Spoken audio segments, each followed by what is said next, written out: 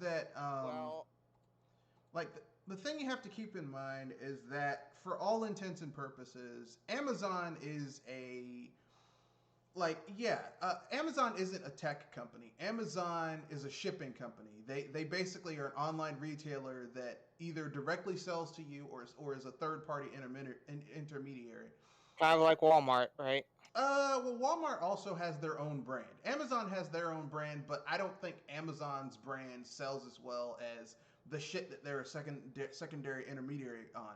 Whereas for like Amazon and for Walmart and Costco, like Costco, a lot of their own brand, Kirkland, sells really well. Um, so like you can't be like, well, Yeah, I get what you're saying. I'm just saying that Amazon's going a little bit interestingly out of their comfort zone with well, with something that is not their usual brand. well, you know why? Money.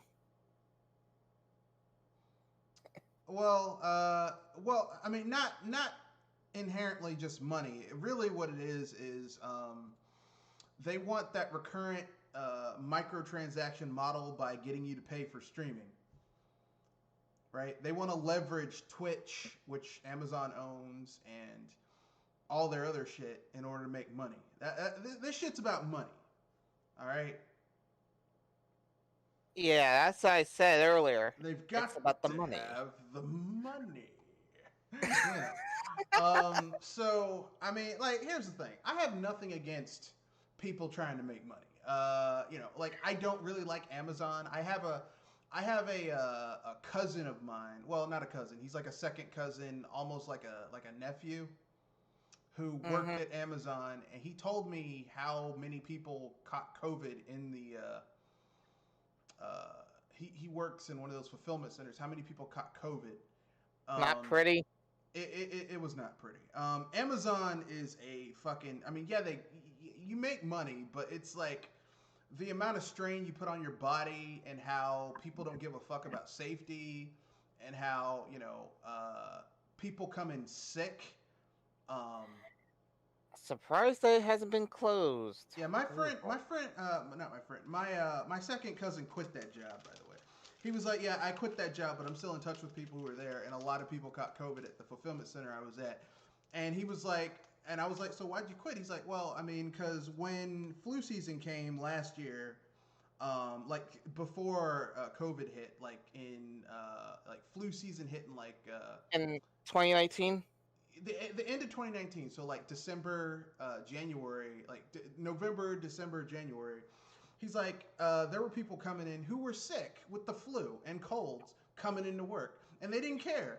And he's like, if people were like that with the cold and a flu, imagine with COVID.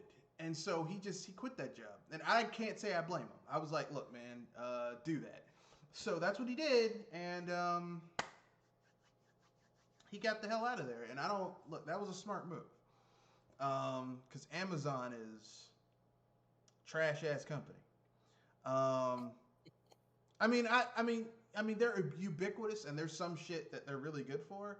Like I get my medicine from Amazon and stuff like that, but Some things you don't trust companies with.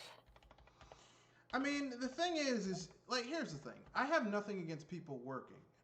It's just when you don't treat your workers with dignity, I have a problem because people deserve to have dignity. Amen there.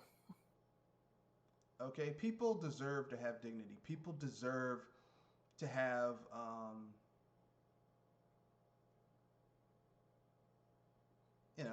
people. I mean, even if you're picking up trash off the side,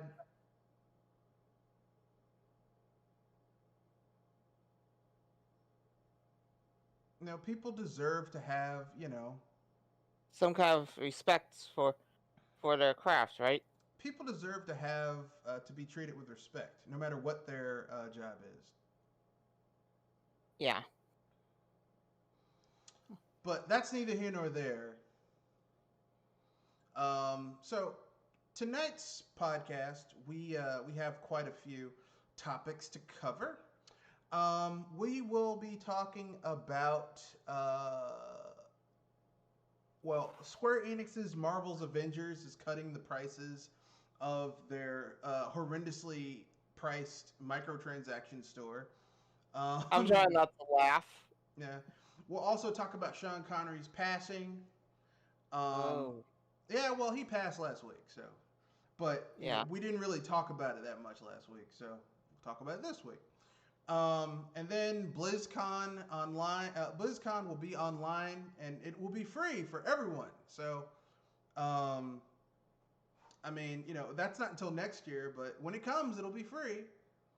Um, I mean, I don't know who's gonna care because unless Blizzard is gonna announce something that people want, like you know, New World of Warcraft, StarCraft, or something of the like.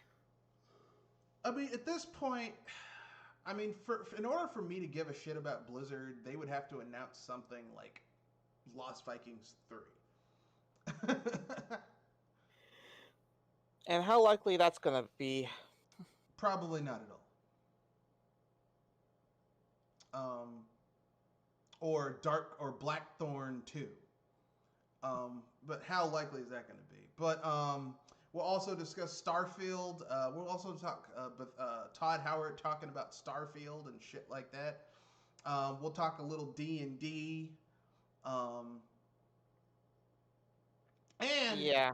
the new Xbox Series S SSD may only offer 364 gigabytes for game installs. Um, Oh boy, I can hear a mess already. and we'll talk about Amazon, another game that Amazon is supposedly making, being in trouble, and it hasn't even it Hasn't hasn't even been begun developed yet. yet. It hasn't even started development in earnest yet. And our fun topics, we have two. The first one will be what is the best in-game radio station or TV show or combination of both in video games. And then our other fun topic will be unpopular opinion. So without much ado, let's get into it. Jewel, so what do you think about the Marvel's Avengers shop is permanently lowering the prices of their exorbitant microtransactions?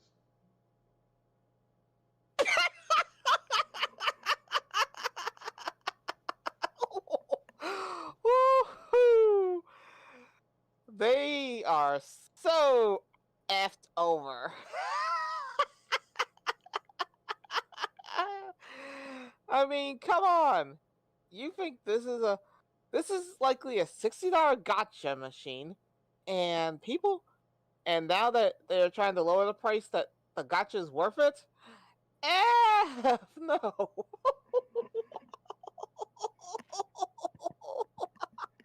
Well, Oh God, I'm sorry. I'm trying to not laugh at how early failuristic it is.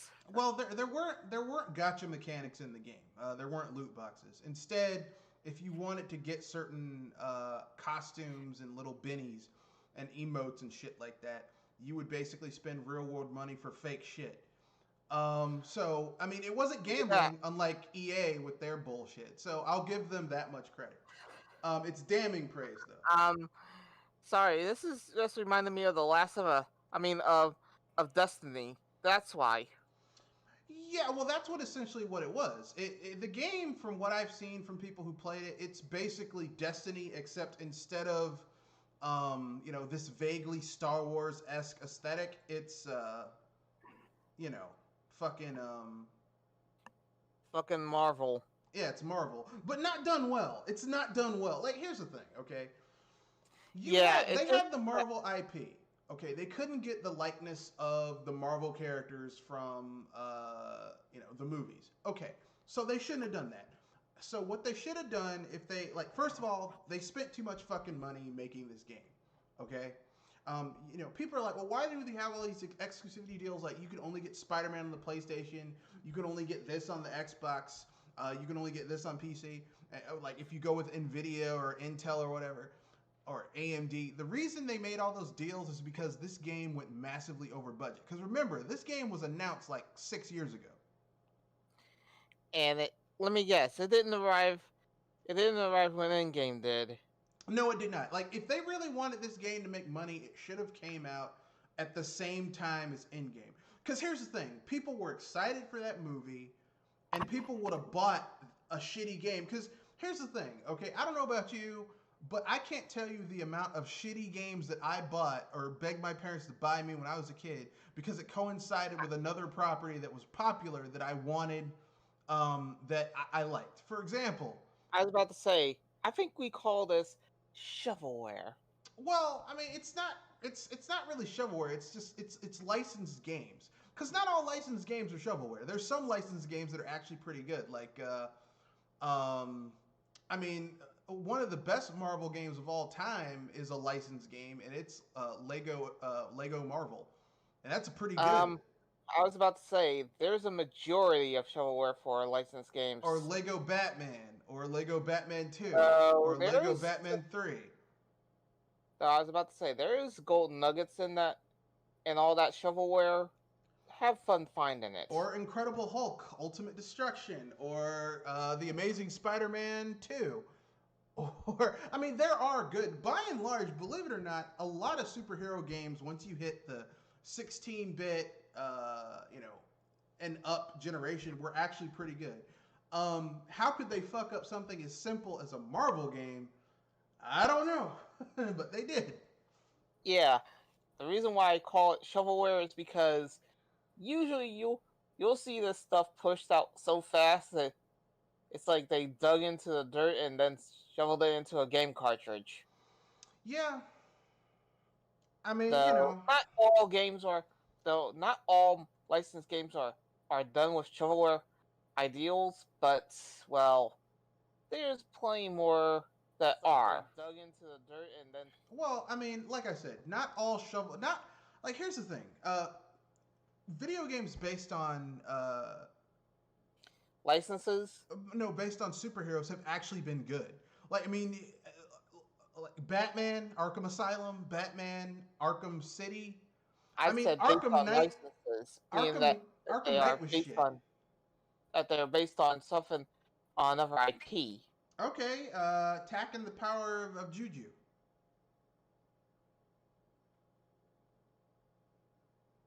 That's a licensed game. It's pretty good. Like there are good licensed games, but I mean, like here's the thing. Okay, this is not the 16-bit era where licensed games came out and most of them were shit.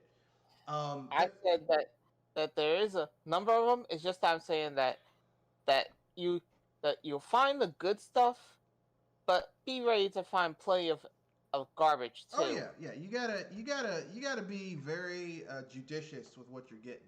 But anyway, yeah. There's tons of shit. Um, there's tons of shit. Mechanics in the Marvel game. Well, I mean, like, okay, from what I've heard of from what I've seen of people who have played the game, because I don't have the game.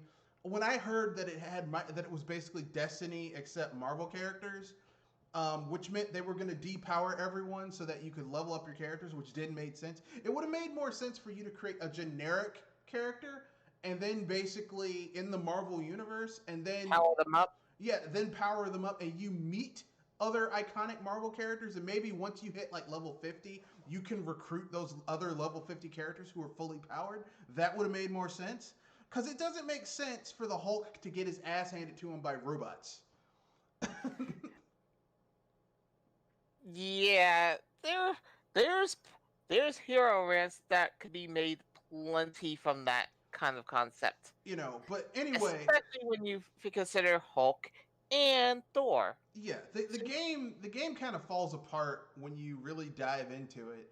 But Yeah, but especially lore wise, but yeah, we aren't going there. yeah, lore wise. Well, I mean, hell, I mean, if you look at the Marvel Cinematic Universe, basically the Hulk started out as a badass, and by the end of it, he was a bitch. So, the only character who was consistently badass throughout the entire thing, well, except for like 2 movies, is Iron Man. Yeah. Every other character was turned into a bitch at some point. And Captain America. Captain America was always pretty cool. I was about to say, Captain America ended with a bang, at least. Well, I mean, the character, like Chris Evans, did a really good job of portraying Captain America. There are no bad Captain America movies. I would say the first Captain America is kind of okay. It's basically a World War II I was about movie. to say it's a start, right? It's a World War II movie origin story. Like if you're a Captain America fan, you knew they were gonna have to have Captain America fight the Red Skull and wind up getting frozen in the Arctic. That's just or the Antarctic, the Arctic, basically someplace really fucking cold. That is because that's Captain America's origin story. The second Captain America movie, The Winter Soldier, so much better than the first one. The Winter Soldier stands by itself stands as a really good film. Um, That I could fully agree on. like every character is introduced really well, and even Civil War is really good.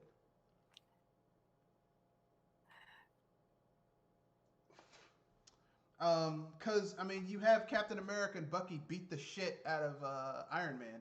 Which I mean, look, listen. Tony Stark is one of those heroes that every once in a while he needs a good ass whooping.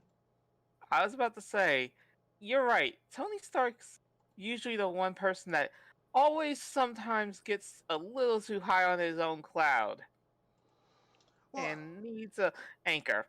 I mean, I wouldn't go that far. It's just at some point, sometimes some heroes just occasionally need their ass whooped. Like I'll give you another character, Batman.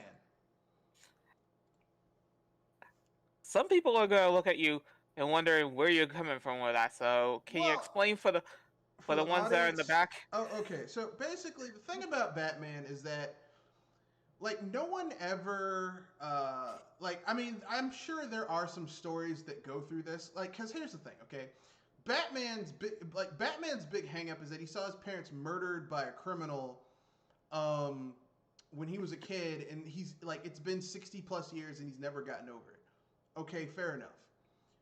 But by virtue of Batman being Batman and the fact that he breaks into people's houses, like criminal organizations, and beats up criminals, wouldn't it make sense that at some point he would break into a criminal's apartment or house or something in order to get some information and beat them up in front of their kid, and that kid would grow up and be like, "I'm gonna fuck up the Batman because he traumatized me as a child."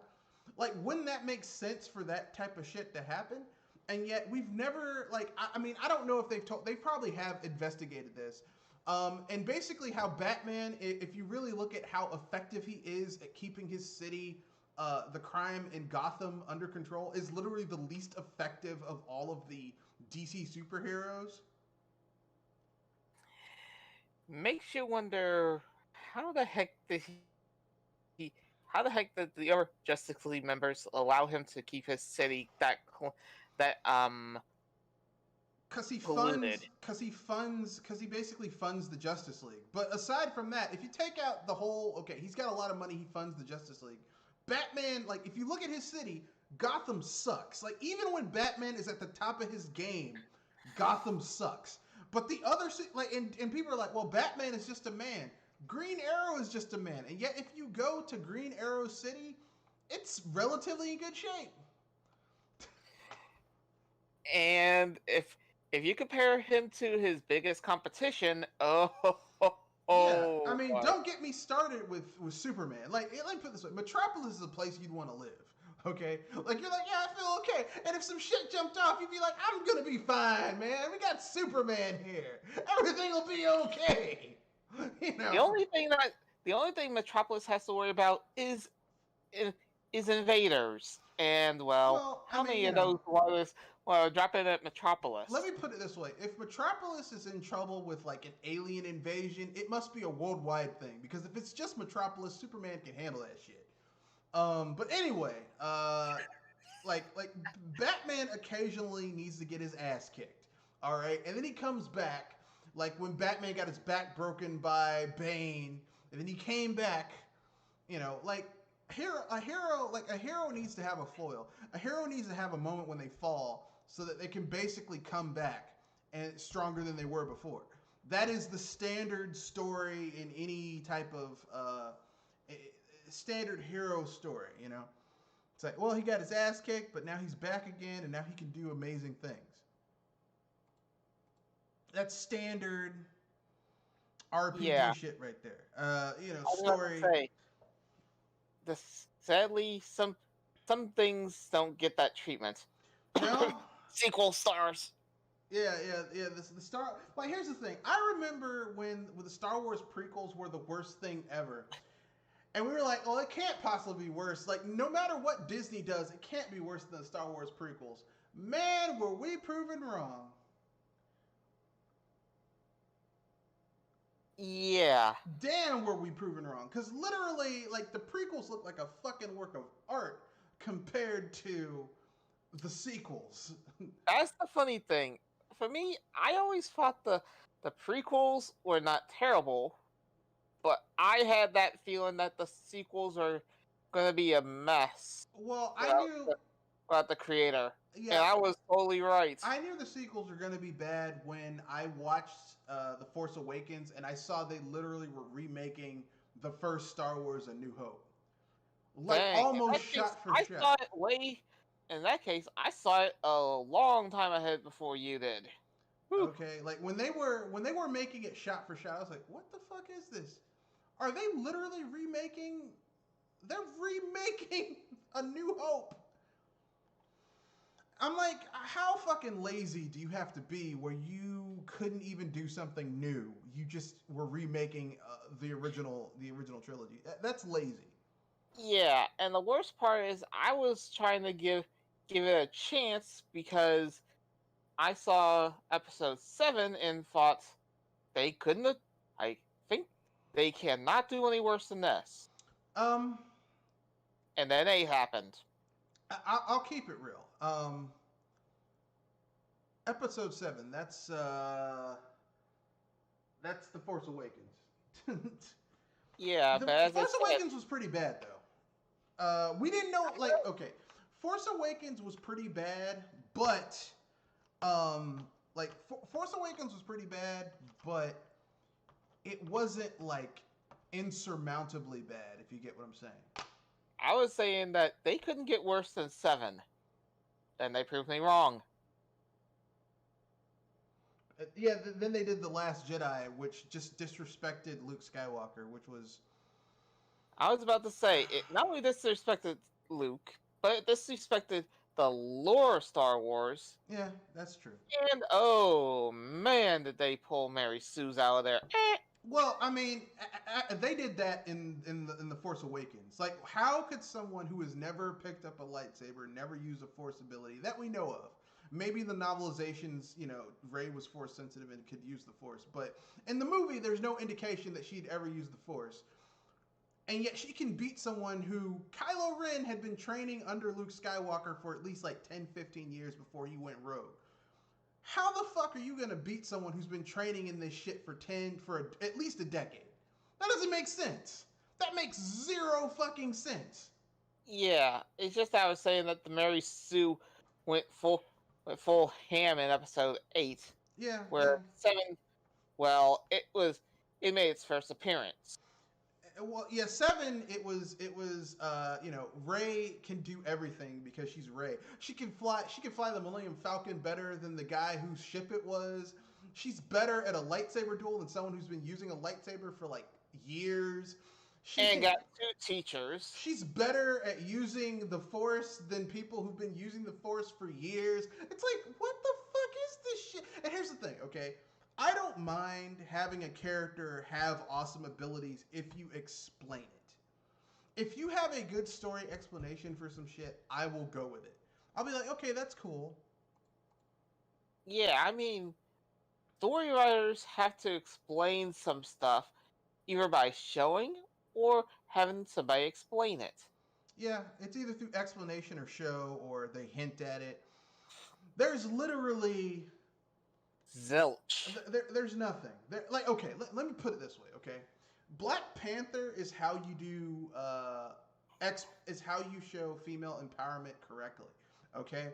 Like, basically in the opening of the film, okay, after you get the little preamble that shows the origin of Killmonger, okay? In that movie, there's a scene where Black Panther, like, he goes to meet his former fiance slash girlfriend, right? And they're stopping like a human trafficking thing, okay? And she's like, well, yeah, I'm here, but I'm like undercover and shit. So she's a female empowered, okay? Plus he's got his Doja Milaje, okay, Okoye, who is a badass, who's badass as fuck, okay? Plus, when he gets back to Wakanda, he's met by his sister. And he's like, yeah, I made the first suit, but all the suits up after that have been made by my sister. She's way smarter than I am. Like, right off the bat, you have all of this amazing female empowerment going on and exposition that's showing how badass these characters are. You get none of that in Star Wars. It's like, oh, she's never flied a ship, but she can fly this one. It's like, what the fuck is this? That's like a supervillain that has most of the world conquered, having his lackey screw up so badly that a rookie spy is able to break up every single piece of equipment in the villain's stage. And the villain just wonders, how did I get these guys for hire? But anyway,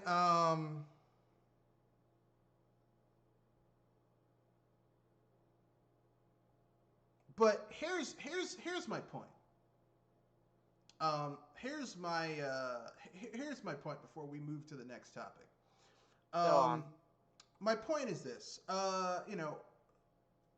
Back to the original point. Square Enix fucked up. They didn't plan how they were going to make that game properly. They went over budget. And first of all, like I said, they should have gone with a AA game instead of a AAA game. So then, and made it more stylish. So then they wouldn't have had to, oh, these have to look like the characters from the movies. Like Nintendo did with their Ultimate Alliance 3. Even though that game isn't nearly as good as the Ultimate Alliance games from the 6th gen. Because people don't know how to make those games anymore because they're a rare commodity. But yeah, it failed miserably. Next, BlizzCon will be free for everyone in February. So, and online. So, right on my birth month. So, if anything, that will be interesting. But I'm going to say this: there's one thing that you need in order to make a good BlizzCon. That is something to look forward to. And that's the question. What do we got to look forward to? Well, I mean, there's one thing you need in order to make life worth living: hope. Is there hope for BlizzCon? For BlizzCon? No, there's no hope for BlizzCon. Because here's the thing, okay? Blizzard did a remake of one of people's most favorite Warcrafts, which is Warcraft 3. They did a remake of Warcraft 3. And that went as far as a belly flop into a pool. No, worse than that. That was a crowded pool that someone took a shit in, and it was a floater, and people were like swimming, and someone felt something bump in their back, and they were like, "What is that?" And they turned around, and it was a floating turd, and everyone's like, "Ah!" and jumped out the pool. Like, basically, Warcraft 3, the remake, is terrible, but the worst thing about it is that if you were playing Warcraft 3 and connected to Battle.net, which is Blizzard's personal DRM for their games, it's their personal it's their DRM, and it also lets people connect with other people playing those games. So it's kind of like their version of Steam, but not nearly as good. But anyway, so basically, it forced people to upgrade their versions of Warcraft 3 into the version that Blizzard wanted it to be. So basically, all the cool shit you could do in Warcraft 3 on the old version, you can't do if it's connected to Blizzard.net. So you can't use custom campaigns, because people used to make custom campaigns and share them with other people. Because Warcraft 3 plays more like a RTS RPG almost than a straight up strategy game. Can't do it in the new one. You can't really, like, and if you do make custom maps, they're owned by Blizzard, allegedly, not by the person who made it, which is kind of bullshit. But it's Blizzard. I was about to say they did that because they missed out on either LOL or Dota. I don't think it's that. I think basically Blizzard, as the people who made up old Blizzard left, Activision put more people who were amenable to their fucking trash ass agendas. Policies. Yeah, agendas in place. And basically, what happened is that there was no one left in the old guard to prevent this shit from happening. So what you had left was just a whole bunch of company yes men. But here's the thing, okay? Like, typically speaking, yes men are not going to be all that creative because they're meeting deadlines. They're doing what their masters say. Now, I mean, sometimes compromising between the yes men and what the creators want can lead to a good game, like Mass Effect 2 or Dragon Age. Okay, but most of the time, you get shit when that happens. It's not going to be a good situation.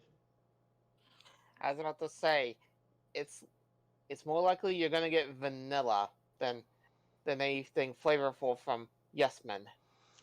Oh yeah, because they don't want to offend anybody. They're not going to do anything interesting. Like the reason Dota, not Dota, the I reason said LOL. I mean Diablo. League of Legends or no Diablo 3. Oh, okay. The reason Diablo 3 is not as dark as other Diablo games is because people were like, well, this might offend the broadest audience. Never mind that Diablo was never like a huge IP. You were never going to get a huge amount of people playing that game. And that's okay. Like, not everything needs to hit all four quadrants. But anyway, yeah, J. Allen Brack, the guy with a haircut that's way too young for his face.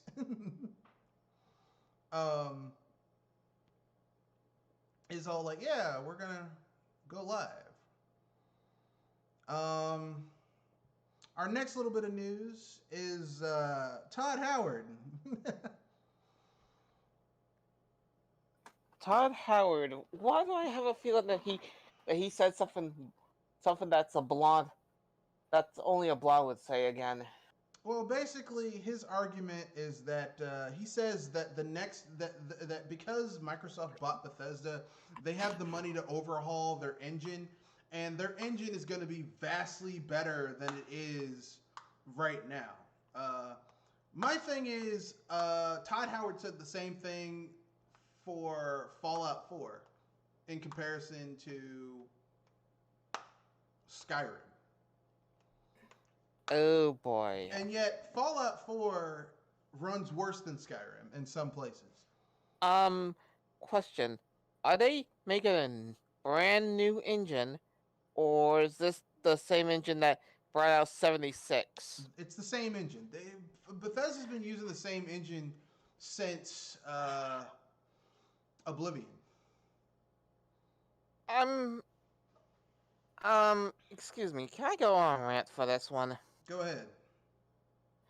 Bethesda, as much as I am one for trying to keep some old stuff in good shape and use it wisely, sometimes you have to make something brand beeping new and try to make it better.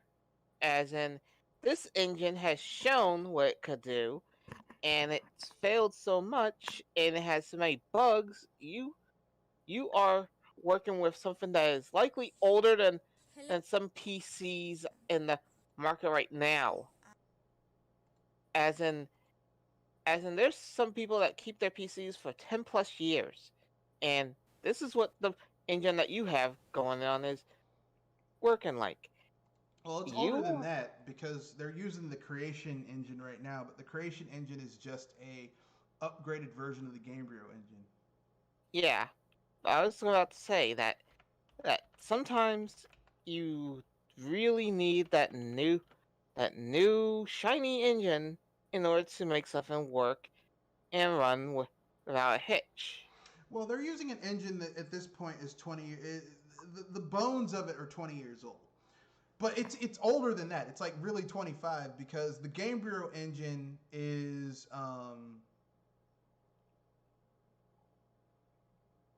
built off is a derivation of the NetImmerse engine, which is an engine used for MMOs. It's designed so that a lot of people can a lot of NPCs can interact in a world without it crashing.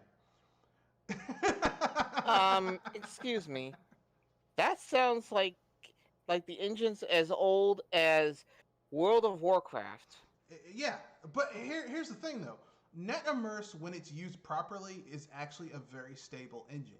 The problem with Bethesda is that how they use the engine. Well, it's twofold. Okay,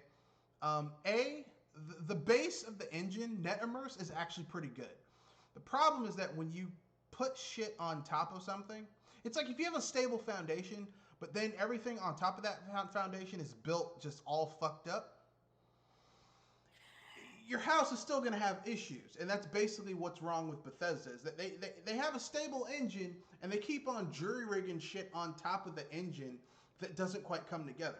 It's the reason why, even to this day, vanilla Bethesda, vanilla Morrowind, vanilla Oblivion, vanilla Skyrim, vanilla Fallout 3, vanilla Fallout New Vegas, vanilla, even though Fallout New Vegas wasn't made by them, it's using the engine, vanilla Fallout 4, vanilla 76. All these games are built on an engine that has never been properly coded together. The base of it, the foundation has never been coded properly with all the shit they added on top of it. And either there's one of two things going on, or a combination of both. Either A, Bethesda's developers don't want to, or are unable to overhaul that engine, to do a deep dive and overhaul that engine to work in a modern setting, or management isn't letting the developers go in and overhaul that engine to work in a modern setting. If it's the later, oh boy, those are some penny pinchers. It's probably, well, the thing is, Bethesda is a multi-billion-dollar company. So, what this is basically, I think it's a combination of both. I think you have people in the management side, on the development side, like Todd Howard, who are like, why should we spend time and energy overhauling this engine when we could just basically, it's good enough. Like, basically, Bethesda seems to suffer from, especially their mainline team, seems to suffer from, it's good enough. Well, this engine, it's good enough. I was about to say, you're making me think of that song, It Just Works. Yeah. But that's been their design philosophy for years, even before Todd Howard got in. Because if you play the original Elder Scrolls game, Arena, that game has game-breaking bugs. Vanilla, game-breaking bugs.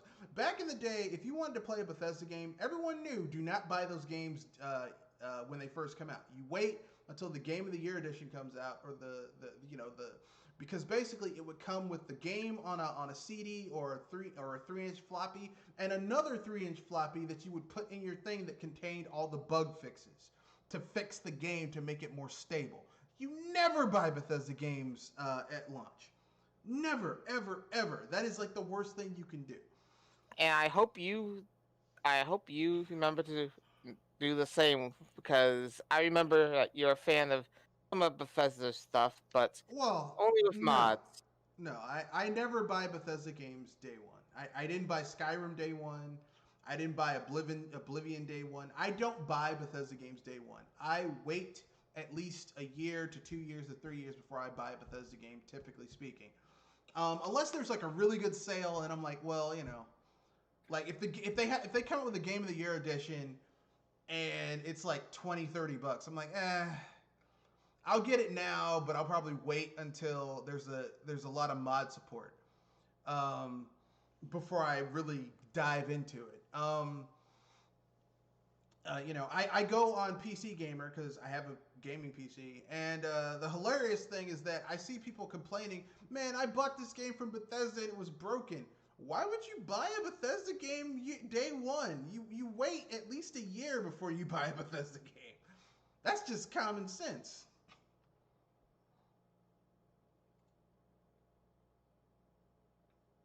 Oh boy. Yeah, but Bethesda is not in a good position right now, and I don't know what to say to that. Huh. Well, if anything, since that is an MMO engine, it's probably a sad thing to know that they blew their MMO, which is more like a save for the MMO that that's mentioned in this in this BS Buster solve that's coming up soon. Who blew their MMO? Amazon? Yep. Well, I mean, it's not that they really blew it, it's just they haven't really started on it yet. So,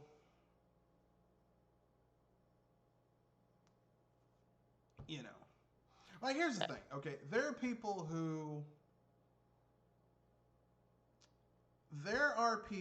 who essentially are working at Amazon right now, who are developers working at Amazon, and I don't want those people to lose their jobs. Okay, I want, even if it's coming from Amazon, I want there to be good games for people to play. The problem is that Amazon doesn't really have the infrastructure in place to make good games. Yeah, and both of us were talking about this a little earlier that that well, that Amazon is kind of like Walmart, but Walmart has something that Amazon doesn't. I mean, they got basically their own brand. Well, I mean, Amazon has their own brand, but I don't think it's as popular As the retail as the as the third real party shit stuff. that they sell. Yeah, but Yeah. basically, the sad thing about about Amazon is just, I mean, it's like they're like, oh, we're just getting started. Now, I know a lot of shit you can blame on COVID-19.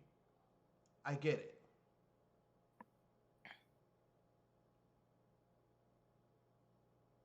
Okay, I get that you can blame a lot of shit on COVID-19. But here's the thing: if you're like, okay, we're gonna go into making video games, then you need to have your shit together.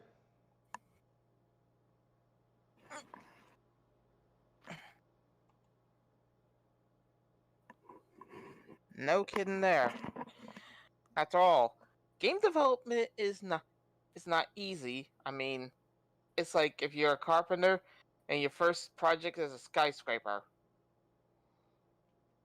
Yeah, and plus your first project is a friggin'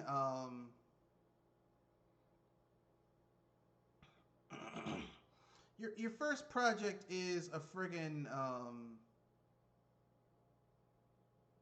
a MMO, which MMOs are very, like, if you don't get the shit right in the first step, it's very hard to turn that shit around. And they're already starting to fuck up. So I'm like, kind of, I don't know. But back to Todd Howard. Todd Howard says that Starfield's map will be 16 times bigger than Skyrim's map. Um, isn't this what they pulled off with 76? 16 times the detail? Well, no, he says it's going to be 16 times bigger. He doesn't say it's going to be, like, that doesn't necessarily mean, like, having a huge world with not a lot of shit to do. Yeah, I was trying to remember that. I was remembering that this is the kind of thing that he used with Fallout 76 as in for promotion and how it's supposed to be bigger, I mean, larger, more look, detailed. Oh God. can we just be honest, okay? Like, and here's the thing: Bethesda is not the only studio to say, "Oh, we have this huge gaming world," I know, and then but you I get the was game saying and you that realize, if "Oh, he, this shit's boring if as he fuck." were, I was saying that since he's bragging about it, he's putting himself out there. Yeah, I mean, look, listen, okay. Size alone of a gaming world does not make that game great. For example, I'm going to use another example that's not Bethesda. You know, Zelda Breath of the Wild is a huge map, but if you put a gun to my head and told me to name 10 memorable things in Breath of the Wild that were part of the map, you'd probably be shot, wouldn't you? I'd be shot in the head. Okay, I would be shot in the fucking head. A huge map does not make a game memorable. What makes a game memorable is the gameplay experiences that you have. Now, sometimes a huge map can be a part of that, but yeah, I was about to say that Breath of the Wild feels more like GTA in a way that I don't want. Well, I mean, like here's the thing. I personally like GTA games, and I've played some really good ones. And in a way I don't want because yeah, it feels GTA, but it's like they didn't take the fun part about GTA from GTA and put it into Breath of the Wild. They took the unfun shit and put it into the game. Which kind of sucks. I mean, you know, yeah. like let me put there's basic shit that GTA San Andreas did that Breath of the Wild emulates, but fucks up the execution, which is kind of amazing to me. So, you know, but that's neither here nor there. Okay, we're good for time. So our next little bit of information is D&D. It's D&D. So oh God. So their next book is called Tasha's Cauldron of Everything. It will include several new subclasses as well as additional class features and feats. It will also offer up I misread that. It will also offer up optional new rules for dealing with the concept of race, which lead rules designer Jeremy Crawford calls one of the main pillars of character creation. Today we'll reveal exclusive new art from the book, recap some of the changes coming to Tasha's Cauldron of Everything, and it's being released November 17th. So, 2.5 weeks from now. So Tasha's Cauldron of Everything. Here's some shit it's gonna have. D&D races like elves and dwarves will have traditional bonuses associated with them. Like elves are more dexterous, dwarves are more hardy. So those races can receive bonuses to dexterity and constitution, respectively. But there's some pretty cool shit here. They've got different rules for the monk. In the illustration, they show this orc monk beating the shit out of some people, and it seems like he's kicking this halfling or goblin in the dick. I was about to say, if it's not a kobold, I'm having to wonder why. No, that's not a kobold. Because kobolds look like little reptilian things. This is. I mean, I wanted to call it a halfling, but it's not a halfling because their feet would be hairy. It looks like some type of goblinoid creature, but he's getting power kicked by a monk in the nuts. So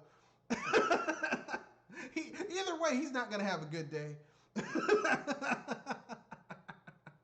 You get power kicked in the nuts by a monk. That is, I mean, because the monk class in D&D, these are the martial arts class. So you're having a class that excels at martial arts, power kicking you in the crotch. Yeah, you ain't having a good day. That's all I'm saying. But yeah, I'm looking forward to it. I don't know if I'll get it, but I'm looking forward to what it says. If it's, remember, the player's guide usually is able to allow people to look at what's going on with it for free, and that's probably where I'm going to be looking at it from a gamer's perspective. Right. And it sounds like it might be good, but I have to wait to see how every other race is going to be affected. Well, I'm just glad that they moved beyond the typical, okay, this race is inherently evil, this race is inherently good, this race is lawful this and neutral that. Like, it's like, that is such a blanket and rule bound statement, and it prevents really good character builds and storytelling in the game, which. I mean, the whole point of tabletop gaming is to create weird. Like, okay, I'll give an example. I had a friend who had a very charismatic um, goblin who essentially, like, the goblin had high charisma, high dexterity. So basically, the goblin could roll for disguise. And so basically, everyone at the table, metagame wise, knew that this person's character was a goblin, but their player characters, because the character had a high disguise, like maxed it out, basically this goblin's going around, and every time they're like, hey, there's something funny about this guy. It would be they'd roll it. It's like, oh no, there's nothing to see here. This is just a really short human. Like they're like, nothing to see here. It's a short rogue, but it was really a fucking goblin. Like, that's some really good storytelling. That if they were going by the normal strictures of evil, neutral, chaotic, lawful, like that type of shit, it's like we couldn't even have this character in the party. So I mean, I'm glad they're giving people a chance to toss that shit out the window and having better character building, um, for creating characters. That's just my own personal opinion. Your thoughts, Joel, before we move on to giving our tribute to Sean Connery. if Well, actually, we have one more thing. We have the Xbox thing, but go ahead. I'm saying that, if anything, hopefully the chaos that happens at Wizard of the Coast is not going to affect D&D so badly, though. You mean the Margaret Weiss, Tracy Hickman shit? Yeah, though if anything, D&D still needs some work at times. Yeah, I'm just sad that we're not getting more stories because, like, Tracy Hickman and Margaret Weiss got me into D&D. Got me back into D&D with Dragonlance. So I'm kind of pissed off that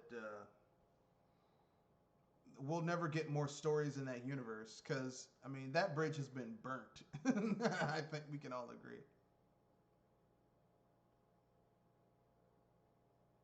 Next, so it turns out that the Xbox Series S SSD, once everything is said is done, it's a 500 gigabyte SSD, but after everything that has to be installed in order for the system to work is installed, you'll only have about 364 gigabytes of memory available for actually installing games. So the legacy of modern gaming continues.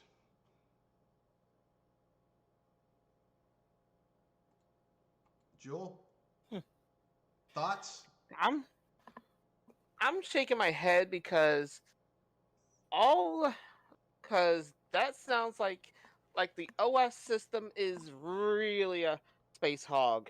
Well, probably the OS and a whole bunch of other shit. Plus, it probably has to have a certain amount of memory in order for it to be able to quick load shit and stuff like that. Yeah, and that means that you're going to likely need an external hard drive for that, which they're charging like $300 for. Or let me see, the external hard drive for the Xbox Series X. External hard drive for Xbox Series X. and I'm guessing it's going to be near $400. No, it's no, it's not. It's a little less than half of that. It's $219, so $220. $220 for a 1 terabyte expansion card. Okay, I was off by half of that, but still. It's still expensive. Yeah. Yeah, and likely the reason why I think that's a real big price hike. Well, I mean, it's all expensive. I mean, because I remember back in the day when controllers were like, an NES controller was like $10. No, it was like $7. It was like $8, $9. I remember when an SNES controller was like $15, like $14, $15. An N64 controller, like a brand new, no bells and whistles, just a basic one was like 20, 25. Now a controller is more expensive than a game. Which kind of bites in the rear end when you think about it. Yeah, it's bullshit. I mean, gaming is an expensive hobby. It's not the most expensive hobby, but it is expensive. And if you're a cheap bastard or you don't have money, this is not a hobby for you. I was That's all about I'm to saying. say, the only hobby that's more expensive is trading card games, especially if you're a competitive one. No, people who do model trains.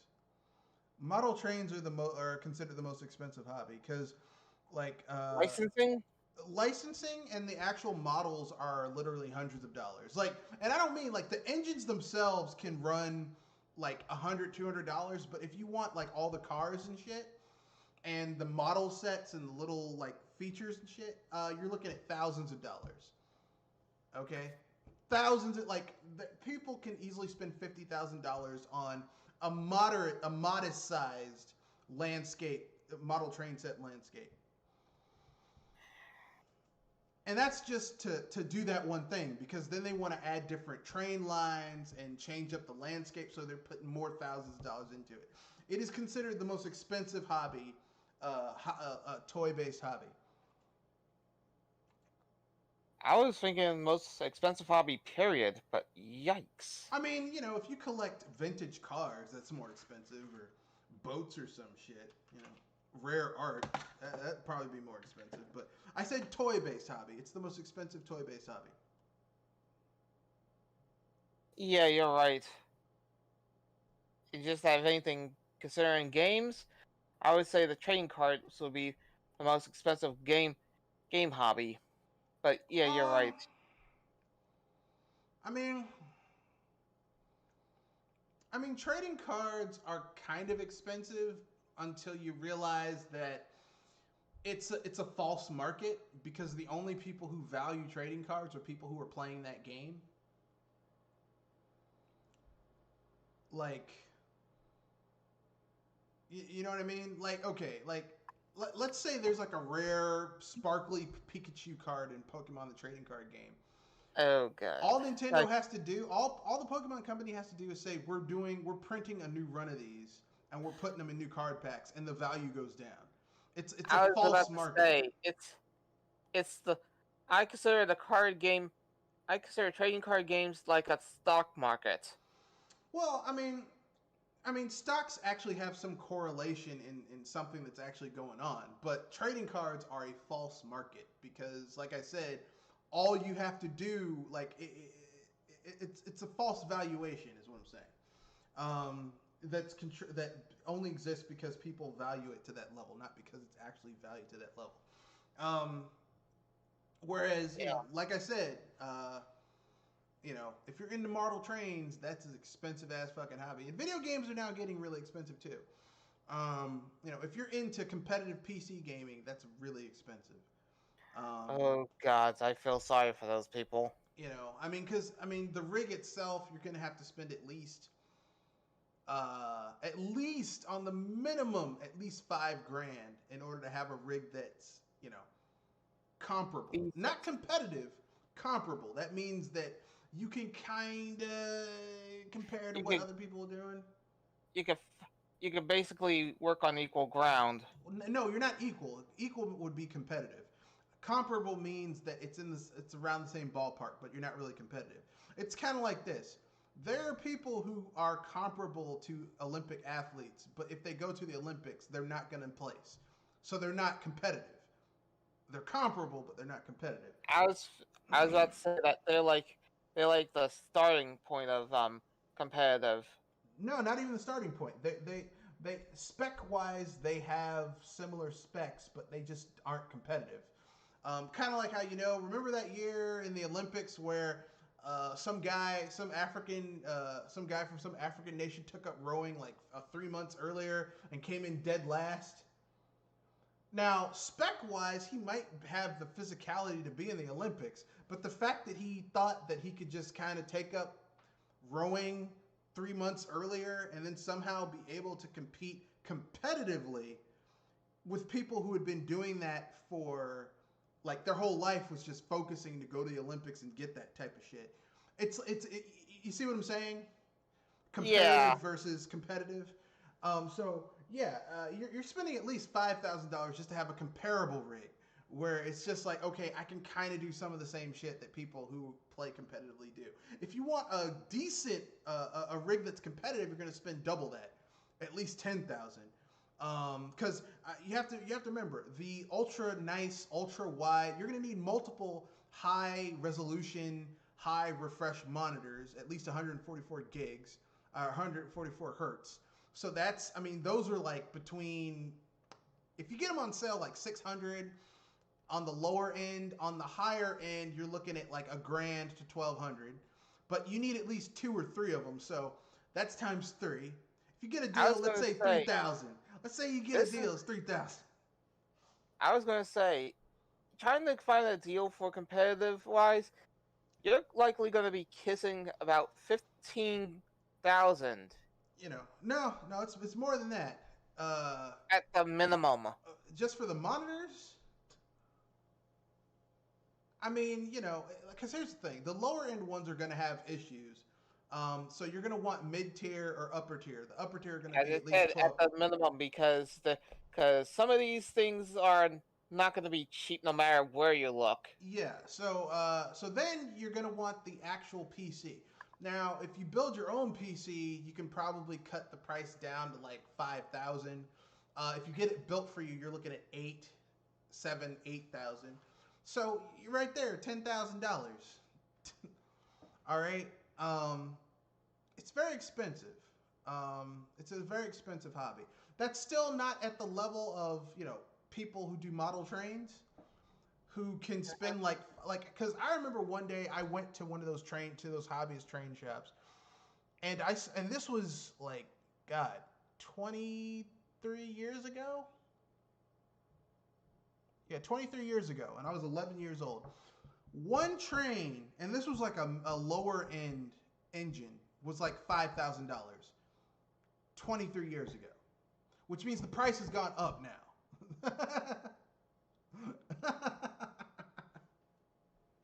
So that is a very expensive hobby. Highly. It makes that whole Logan Paul. I spent like $265 on this pack of fake Pokemon cards. Be like, it's peasant. It's kind of embarrassing to know that was true. That somebody couldn't tell the difference between fakes and reals. You didn't get that shit. You didn't get that shit authenticated before you bought it. That's your dumbass. Because everyone knows when you go to an auction, you get it authenticated before you sign on the bottom line because it could be a fake. Anyway, keeping it moving. Our next topic, we begin with a sad story. Well, we'll celebrate his life because the man was 90. Sean Connery. Yeah. What are some of your favorite Sean Connery movies? And you don't have to lean on James Bond if you don't want to. You can talk about other things too. Believe it or not, I actually am a James Bond fan of sorts. But if anything, the one that I remember most is GoldenEye. GoldenEye? Mm-hmm. Which, ironically, GoldenEye, not that good of a James Bond movie. Yeah, that's the funny thing. I remember GoldenEye the most for him, but if anything, the video game, yeah. The video game is more popular than the movie. Yeah, that's probably the weird part. Yeah. Pierce Brosnan, like, I think Pierce Brosnan was kind of a middle James Bond. Like, at first he was kind of like gritty, like Sean Connery, but then towards the end he got kind of campy, like Roger Moore. I was about to say, I thought it was going to be cheesy, but yeah, campy work. Cheesy, same thing. He got, like, it's like, Now, me personally, I never really liked the cheesy. I never liked Roger Moore. My favorite James Bond is Sean Connery because I grew, like, the first James Bond I ever saw was The Island of Dr. No. And the opening of The Island of Dr. No, when you first are introduced to James Bond, like, Sean Connery's at this table playing Baccarat, and, or was it Baccarat? Yeah, it was Baccarat. and he wins. And this lady, like, she's like, like she's gambling, and she's like, well, I don't have enough to cover it. Will you take a check? It's like, sure. It's like, but of course. He's like, so who should I make it out to, Mister? He's like, Bond, James Bond, and he lights this cigarette. Sean Connery made smoking seem fucking cool as shit in James Bond. He made the shit seem cool as fuck. Like when you can make something that's horrible look cool as fuck, you are a bad motherfucker. And bravo to the guy. And it just got better from there because they needed Goldfinger, which is even better in some ways than The Island of Dr. No. Actually, no, it is better in every way than The Island of Dr. No because it has more of the tropes that we associate with James Bond. Like 007 has more one-liners. It has the Bond girl actually goes toe to toe with James Bond, pussy galore. That's her name. That's her name. Her name is Pussy Galore. And you said that there was campy and cheesy stuff in this. Well, look, listen, Robert. Ian Fleming's. How can I put this? Ian Fleming's James Bond is in the comics is in the novels is a misogynistic piece of shit. Asshole, total asshole. So really, Sean Connery really channeled that character. Give him credit there. Yeah, in Goldfinger, Pussy Galore is a lesbian who James Bond has sex with. And he has sex with her so well that she no longer is a lesbian. She becomes a heterosexual. And she turns a switch. Yeah. So I mean, look, listen. Is that misogynistic and bullshit? Yeah, but damn, it's a good movie. Goldfinger is a great movie. Give the guy credit. You know, seeing Sean Connery. He's like, you expect me to talk Goldfinger? No, Mr. Bond, I expect you to die. And that laser's about to cut him in half, dick first. Yeah. No, go ahead. I was about to say, talking about some of this stuff is pretty reminiscent. Yeah. Goldfinger's great, yeah. Especially when hearing some of these big, good, campy moments. Yeah. Then there's From Russia with Love, which has George Bernard Shaw as the villain. He plays an assassin, like a double agent assassin who's been specifically trained to hunt down and defeat James Bond. Yeah. Good luck with getting James Bond when he's able to make smoking look cool, turn a female only gal into a bi. Well, and get out of more traps than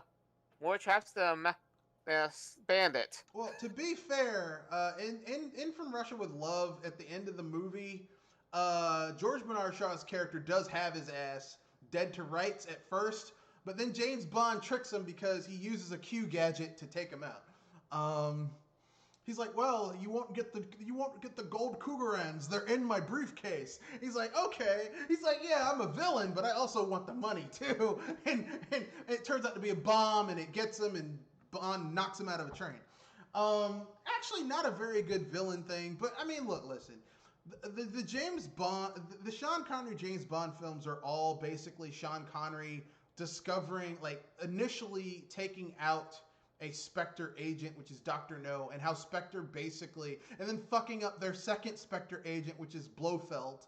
Not Blofeld, the Goldfinger guy, whose name escapes me right now. I used to know it. I used to know that character's name by heart. But anyway. You can probably bring it up later. Sean Connery, best James Bond in my opinion, and he died the way James Bond would die, at 90 years old in the Bahamas. Hey, in his sleep. If anything, that's the way James Bond would probably love to go out with. Yeah. A great finish in the best location ever. Yeah, that's Sean Connery for your ass. Next there's let's see, my other, but I'm gonna leave the James Bond films because it's way too easy to pick, some of my favorite. I'm going to tell you some of my non-favorite James Bond, Sean Connery films. I loved him in Marnie, which is an Alfred Hitchcock film. I loved him in The Untouchables, which is a remake of the film from the 1930s, or is it the 40s? I can't remember. I was about to say that movie is still that remembered. Wow. The Chicago Way, because Sean Connery just really—that's the movie he got his Oscar for. He's like, he's like, so Mr. Ness, you want to get how much do you want to get Al Capone? It's like I'll do anything within the law. I'm not talking about within the law. Look, here in Chicago, if they come at your men with a knife, you come at their men with a gun. If they put one of your men in the hospital, you put one of his men in the morgue. That's the Chicago way. I mean, like, Sean Connery just added so much to that film. Like, even a shitty film, if Sean Connery's in it, I'm like, I'll watch it. Like The Avengers, which is a terrible movie, but I love Sean Connery in it. So yeah, Sean Connery, he was the voice of the dragon in Dragonheart. He was the second best character in Indiana Jones in The Last Crusade. He played Henry James Jones Sr., Henry James Jones Jr.'s father, aka Indiana. But Indiana isn't really his name. His name is Junior, because Indiana was the dog's name.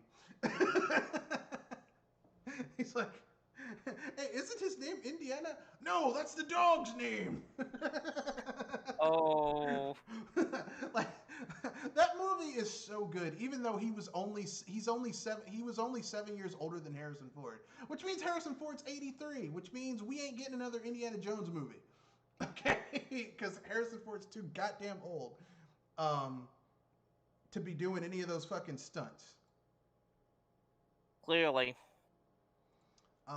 The only way I say they could do another Indiana Jones movie is if they have an old Indiana Jones teaching like his final class and he's gonna go home, and he tells a final story when he's a young person. So it's like you have like a younger person playing Indiana Jones, and it ends with him saying, yeah, my son's gonna pick me up, and like the car comes and it's Short Round driving the car. That would work. That'd be fucking awesome. That's the only way I would watch a new Indiana Jones film, because Harrison Ford is just too goddamn old to play Indiana Jones effectively anymore. Yeah. He's too old, and he smoked way too much weed. Like, way too much weed. Like, way too much weed. But anyway, Harrison Ford. But yeah, Indiana Jones and the Last Crusade, great movie. Highlander, great movie. Just Sean Connery, and my personal favorite 90s Sean Connery film, not The Rock.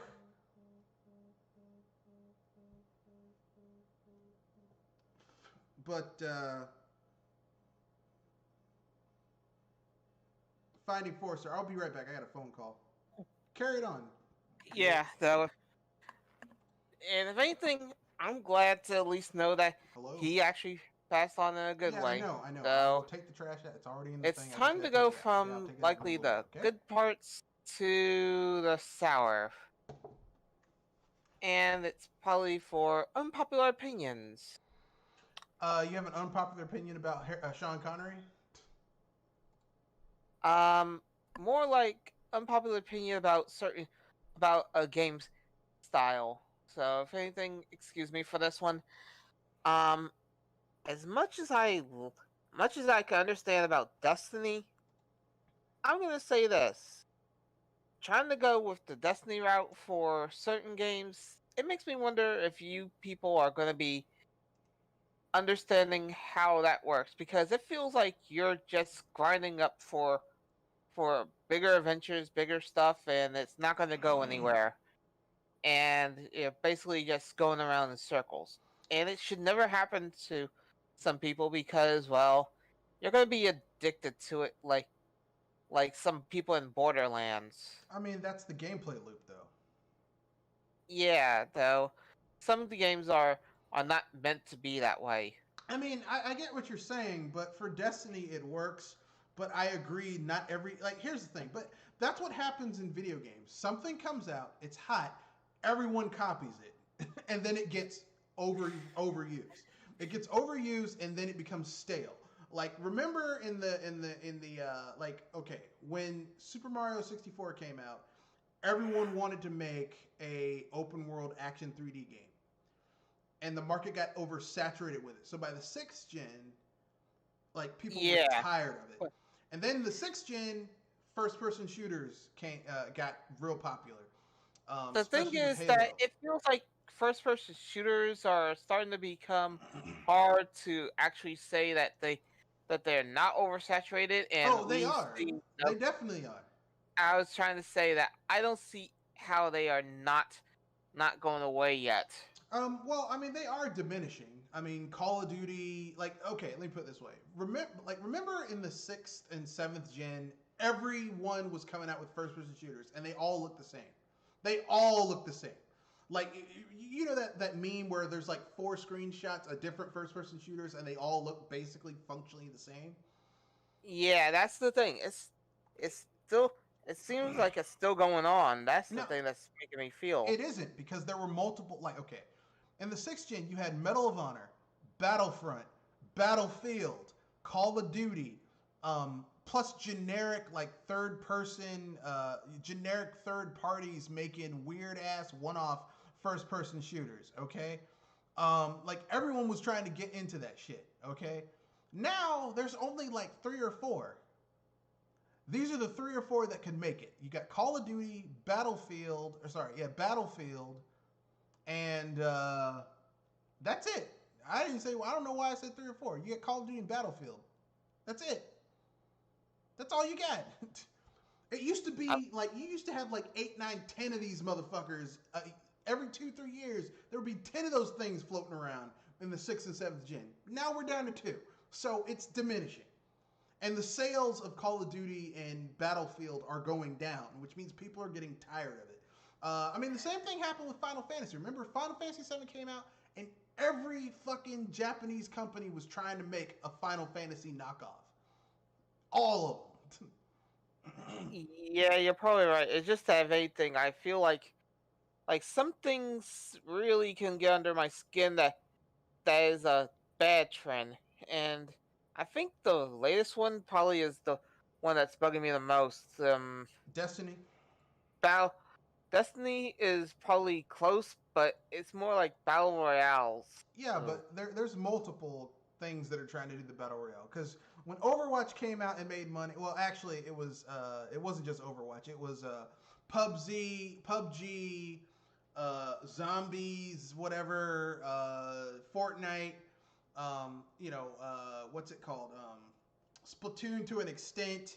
When those games and Overwatch, when those games came out and made money and sold well, everyone was like, "Oh shit, we got to get on that train too." I gi- I'll give you no quarter on that on the Splatoon one, because seriously, that is not a free for all. You know that, right? No, I understand it's not a free for all, but if you look at it, it shares a lot of the same DNA as other battle royales. The difference is Uh, the different that it doesn't, the diff. because here's the thing: Splatoon, you are in a group of 4 against another group of 4, and you are in one. You start off in one place against another team. That and the main object of the game is this colored area. Unlike the others, which are basically everybody starts from one line, jump off a building, just then float into wherever you want, and then try to kill each other. Okay, what's the team based mode in Fortnite? That's the thing. What is the team based mode in Fortnite? You're you're not winning this thread. You know you lost already. What is the team based mode in Fortnite?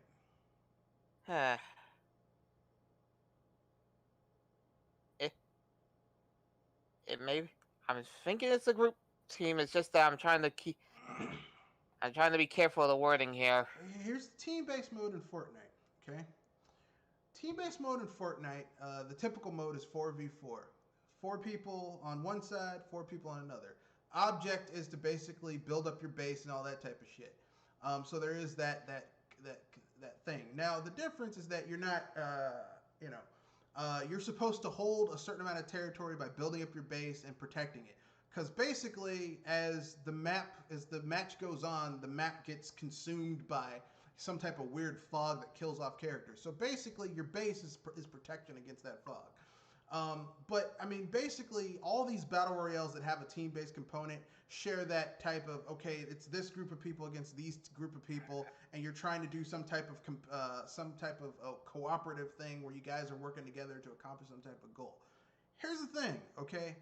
I have no. I'm face palming at you, Red, because that maybe I'm trying to say that it sounds like it's mostly you're shooting people to be the last one standing or the last team standing. Yeah, that's if you're playing the normal mode. But if I'm reasonably certain, I'm thinking, if I remember correctly, statistically, the group multiplayer for Fortnite is more popular than the like recently, because it used to not be that way, but recently it was overtaken by the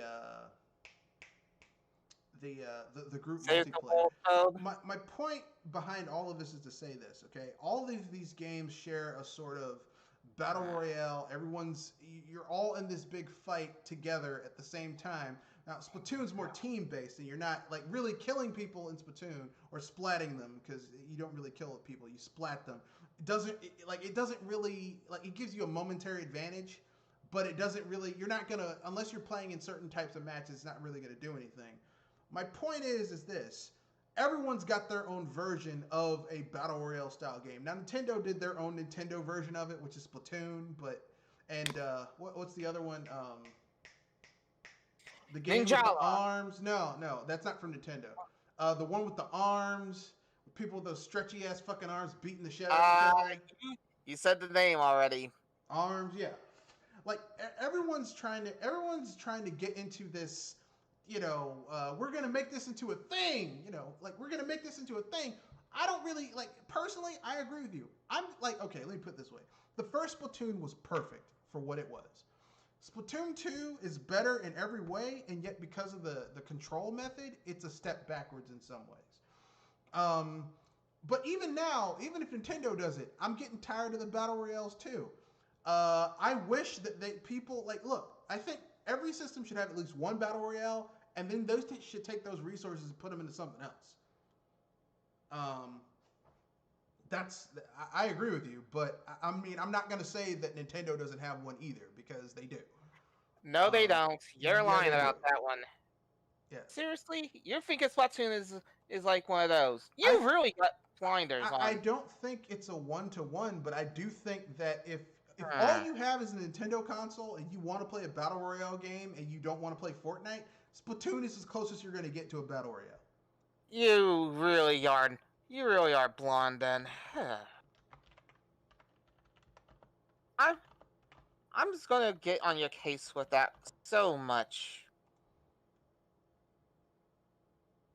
I mean, seriously, it's not the same, and it clearly plays a lot more differently than how those things are. I'm being serious that if anything, it feels it's not battle royale. It's more like something of the Call of Duty in a sense, but I didn't say it was exactly like a battle royale game. But a lot of the elements that people like about battle royales are in Splatoon. It's basically, Splatoon is Nintendo's answer to battle royale games. Like, basically, when Splatoon came out, it's their answer to the Call of Duty. Oh god. Splatoon is not Nintendo's answer to Call of Duty. Really? No. Really? You really got blonde. No, I didn't get blonde, because when was Call of Duty at its most popular? If anything, When was Call of Duty at its most popular? I was trying to recall which generation it was the most popular, and I was thinking it was between 7 and 8. No, it was the 7th gen. The 7th gen was when Call of Duty was at its most popular. Okay, if Splatoon was Nintendo's answer to the popularity of Call of Duty, it would have came out on the Wii. And yet it did not. It was a game specifically made for the Wii U. All right. Splatoon, like I said, you know, and we can agree to disagree, or we can agree to agree. I really don't care, but like Splatoon is basically Nintendo saying, okay, we want to get people to play these games together. We want them to have fun. We don't want it to be ultra violent, like you would have in a typical online cooperative shooter. So they were like, oh, well, how about we have these tofu things splatting each other? And they were like, oh, well, it doesn't make sense to have tofu doing it. Why don't we have fucking like rabbits at first? And then they were like, oh, so how about squids and octolings? Okay, sure. But I mean, its answer to Call of Duty, not to mention Call of Duty was also on the Wii and the Wii U, so that doesn't really make sense either. It's, as I say, it's more like those games than the free for all, and I'm being serious. It's more like those games than that, especially when it comes to competitive. Yeah, the competitive is mostly team based. Actually, no, it's all team based. It's all team based. So you don't have that free for all, which personally, I think free for all battle royales are very chaotic. Which is why you don't have the free for all aspect there. But a lot of the other things that people like, that everyone working together towards one central goal, and everyone knowing their role and doing their thing to move the team's collective goals forward. You know, a lot of that's there. But that's neither here nor there. I guess we only have 2 minutes, but I can give my unpopular opinion. My unpopular opinion is this. It may be popular, actually. I don't think it's unpopular. 2020 has been a shitty year. I'll be glad when it's over. We only got 2 months left, so listen. Can you hang on? Look, it's only been 20. It's been we're 11 months into it. It feels like it's been 20 months. Okay. Yeah, I'm just saying, if you can hang on for a little longer, we'll be through this year. All right. So yeah, 2020's been a shit year. I'm tired of it. I wish it would go the fuck away. If it was a person, I would punch it in the face. Yeah, that's my unpopular opinion. Come at me, bro. That's in this podcast. If you would like to get in touch with the channel, you can reach me at mrredfoxbsbuster@gmail.com. Or at Twitter. Or at Twitter at Matthew Wesley at Mr. Red Fox 91, or at Discord. Or at Discord down below. Yeah, there's a link to the Discord down below. BS Busters. Or you can find me on Discord. You can just look for BS Buster on Discord, and you can ask for an invite. But, yeah. Anyways, thank you for being on with us at the BS Busters on November the 4th. Yeah. Our next podcast will be Saturday, November 7th, Saturday. God.